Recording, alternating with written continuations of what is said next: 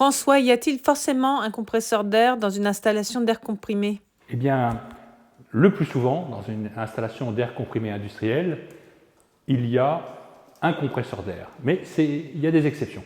Donc je vais vous présenter le cas le plus général, le cas important, en faisant un schéma.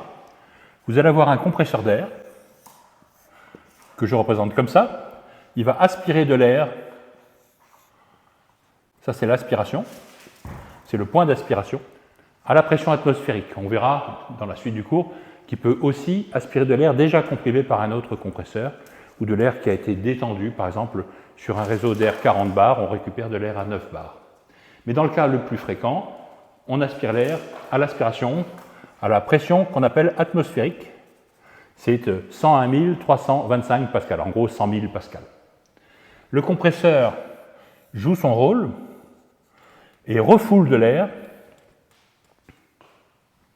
Il refoule de l'air dans un réseau de canalisation qu'on appelle le réseau de distribution d'air comprimé. Et ce réseau est composé de plusieurs parties. Il peut avoir des structures différentes, c'est très intéressant à analyser. Ça fera partie de ce cursus, d'analyser les différentes formes de réseau.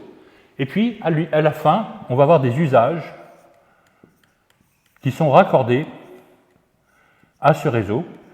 Et en gros, ce qui se passe, c'est qu'on produit de l'air comprimé localement, on le distribue sur quelquefois 1 ou 2 km, et on finit par l'utiliser localement dans un autre endroit.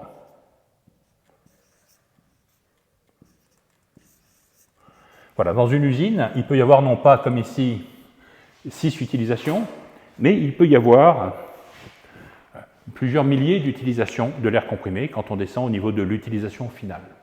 Alors pourquoi est-ce que ce n'est pas toujours ça qui arrive? Il arrive qu'on n'ait pas de compresseur d'air dans l'usine. C'est-à-dire qu'on a exactement le même schéma,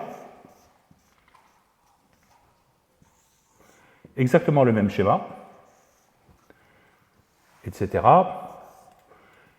avec la distribution. Mais dans ce réseau-là, il se trouve qu'on n'est intéressé que par une partie du réseau.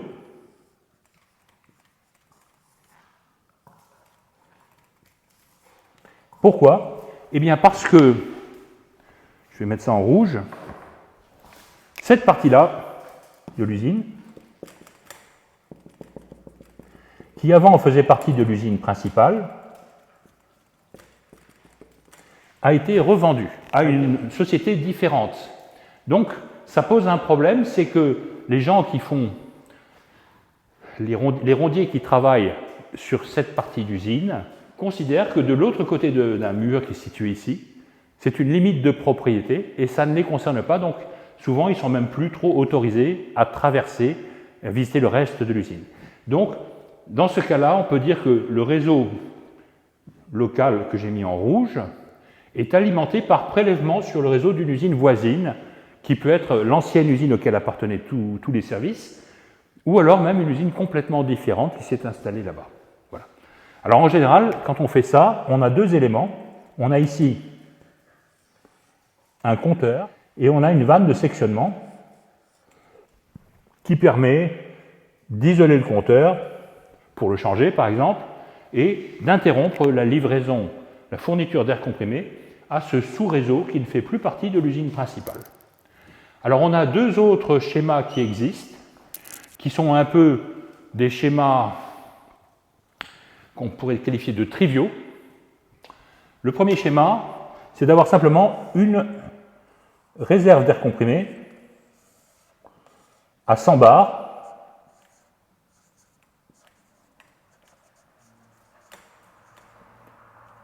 qui va être raccordée à un réseau de distribution locale, souvent de taille assez réduite. Alors souvent c'est un rack de plusieurs bouteilles à 100 bars.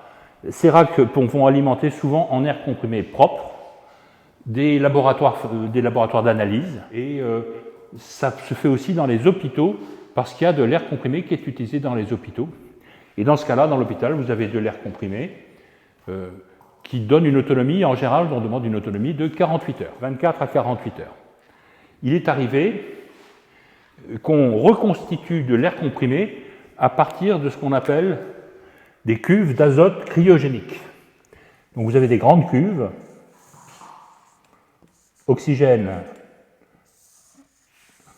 et azote, et le principe c'est qu'on va gazéifier cet oxygène liquide et le mélanger et fournir ici de l'air comprimé avec 21% d'oxygène et donc 79% d'azote. Alors ça se fait dans des hôpitaux. Airprofil, ma société, est intervenue dans un site où on ne pouvait pas installer ce genre d'installation cryogénique avec de l'oxygène et de l'azote liquide parce que c'était contraire aux règles des monuments historiques. Le service des monuments historiques disait qu'on ne pouvait pas installer ce genre de grand réservoir qui fait 6 ou 7 mètres d'eau, ou 10 mètres d'eau, devant un monument historique. Et il se trouvait que l'hôpital de cette ville était un ancien monument ou faisait partie d'un monument historique. Donc ils étaient forcés d'avoir une alimentation avec de l'air comprimé gazeux à haute pression qui permet une autonomie beaucoup plus petite. Avec ces systèmes-là, on peut avoir une autonomie d'une semaine. Avec le système gazeux sans barre, l'autonomie, c'est plutôt 24 heures, 48 heures. Et je ne me souviens plus très bien les circonstances, mais je crois que c'est surtout la consommation d'oxygène qui posait problème, pas tellement le besoin d'air comprimé. Et on nous a demandé de faire une détection de fuite et un audit des usages de l'oxygène. Et on a trouvé des possibilités d'économie, non pas sur la partie bloc opératoire de l'hôpital, mais sur la partie chambres, les chambres de l'hôpital où les périodes d'hyperventilation, qui normalement sont limitées à 20 minutes, pouvaient durer 2-3 heures pour, en général, faire plaisir aux familles des patients. Voilà. Ce qui était un truc inutile et même peut-être néfaste, mais qui permettait d'établir de meilleures relations avec les familles des patients. Voilà donc le panorama, les 4 structures qu'on peut avoir. La structure industrielle la plus fréquente, une structure qui résulte de la séparation d'un site industriel en 2 sites, et 2 sites qui sont assez spécifiques d'usage particulier, comme les hôpitaux ou les centres de tir.